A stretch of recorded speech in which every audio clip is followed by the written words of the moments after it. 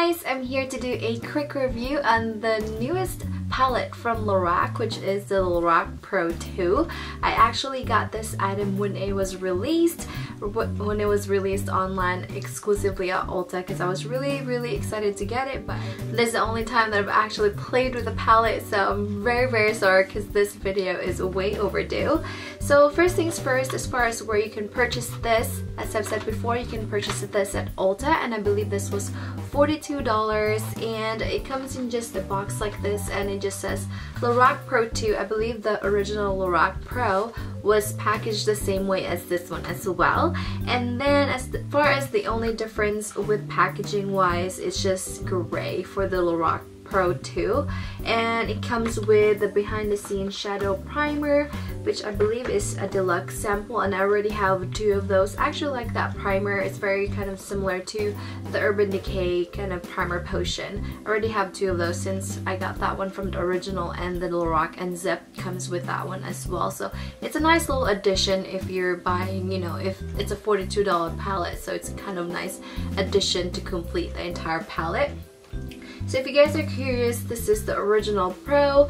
So basically packaging wise, they didn't write a Pro 2 on the palette. They just basically changed the color to gray, so I guess the theme is kind of like grays and kind of cooler tone eyeshadows. So as far as first impressions with the eyeshadows, just upon swatching them, I feel like the shimmers of the palette are the stars of this palette. I believe they're so gorgeous. So I'm going to be posting the swatches for you guys. So first things I'm going to be showing you are the swatches for the matte eyeshadows. So here's a swatch of black, charcoal, navy, plum, nectar, cool gray, light brown, and buff. And as far as comparing these swatches to the original Pro, none of them really overlap color wise except the black. The light brown compared to the taupe color in the Lorac Pro original is a little bit warmer tone compared to taupe. So as far as swatching the matte shadows in the palette, they're very pigmented, and same as the original Pro, they're very soft, so you have to be very careful with working the eyeshadows because you can't be really too harsh with putting your brush into the palette, because then you'll end up with powder everywhere and you'll end up with a mess, because you really just need a very light amount to get the color intensity in your eyes, which I really love about the Lorac eyeshadows. As far as any overlap shade, there's not really that is only black on the matte Row eyeshadows. That's kind of a repeat from the original Pro palette, which is kind of nice because the black is kind of a staple eyeshadow that you would want in a palette as well. As far as any of the blending colors, taupe was probably the only kind of closer matte eyeshadow in the Pro 2. Light brown compared to taupe is a little bit warmer, and I actually prefer that one as a blending color on my eyes because it just warms up. Taupe is a little too cool for my lids as a blending color. So, and as far as my favorite on the matte eyeshadows, I believe nectar and light brown and buff are really good as far as staple eyeshadows that you could incorporate in your everyday kind of looks. So now I'm going to show you guys some swatches of the shimmer shades. So first, here's the swatch of Cocoa. And this cocoa shade is very beautiful. It has a very light kind of pinkish undertone to it, which makes this color really unique compared to any bronzy brown eyeshadows, and I'm really impressed with that eyeshadow. And then Jade is just a really nice mossy green. Silver is a very metallic silver. Chrome is a gorgeous taupe, and I absolutely love that shade. It can be great for a smoky eye, and it's a very unique shade. Mocha is also another one of my favorite because it's very unique compared to any bronzy eyeshadows. It doesn't seem too brassy. It actually kind of has a somewhat kind of rosy tint to it. And then the next color is Rose, and it's a very nice kind of rosy champagne color, and it's just, I like it that it has a slight pink to it compared to just a plain champagne color, which makes this color very unique. And then beige, and then snow. So as far as swatching the shimmer eyeshadows in the palette, the shimmers are definitely my favorite from the palette.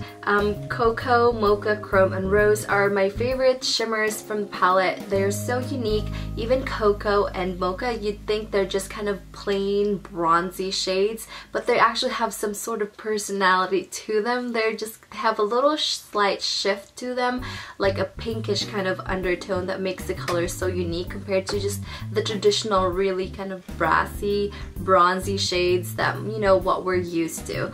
So as far as comparing the shades from the Pro 2 with the Pro 1, definitely the first palette definitely has just the very basic shades that you would want every day, just your plain bronzes, browns, just an everyday look that you can really achieve any kind of daytime look with this palette, and you can smoke it out for a nighttime very neutral look. As far as comparing this palette with the Urban Decay Naked 2 palette, I prefer the Pro 2 a lot more because this offers a lot more colors, and I feel like the colors are a lot more flattering on me, even though they're supposed to be cooler toned. Because of the rosy shades that this has, this kind of has a little bit of the Naked 3 incorporated in this palette. That's why I like it very much. As far as comparing the shades, I didn't really find any overlap shade or anything kind of similar. Maybe just the beige buff color from the Naked 2 and this one, and then the matte black, and this one is a lot darker than the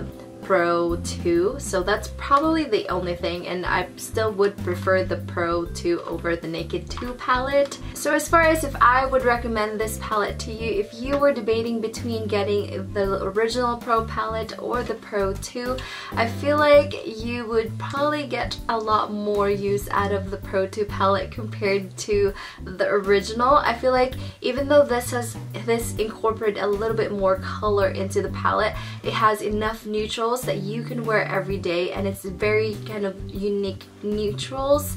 Even if you're craving, you know, just the dark browns that this kind of has lacking, the shade Cocoa could make a really good substitute for a nice dark brown. So I didn't really miss like a dark brown color in this palette, which I was kind of surprised. So I would definitely recommend this palette if you were debating on, you know, if you're a beauty junkie and you have a lot of palettes and you're looking to collect a new palette, I definitely would recommend this. If you were debating between the original Pro palette and then the Pro 2, I recommend the Pro 2 personally because it kind of has daytime, nighttime, and more kind of funner colors incorporated in one sleek palette. But if you're definitely just a neutrals girl and just wanted something to wear every day, you can still go with the Pro palette. But if you're around Ulta, definitely swatch the colors, especially the shimmer. You should be very, very surprised. They are absolutely stunning, and you may find yourself putting this in your cart